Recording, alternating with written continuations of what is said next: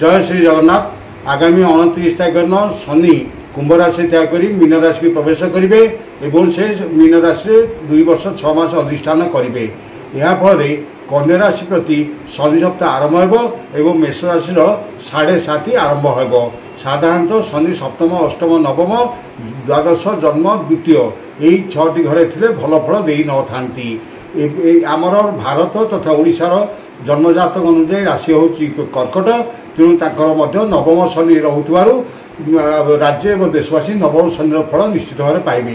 किंतु मीने शनि रोते साधारण लोकंर क्रूरता बढ़ी थाए और दरदाम नियंत्रण बाहर को चली जाए। तथा तेणु आम देश तथा राज्यवासी सुख समृद्धि कामना करी श्री जगन्नाथ एवं शनि आराध्या देवी माँ दक्षिणकाली शरणापन्न होगा। देशर मंगल हो एवं आम लोक मानकर सुख शांति रुहतु।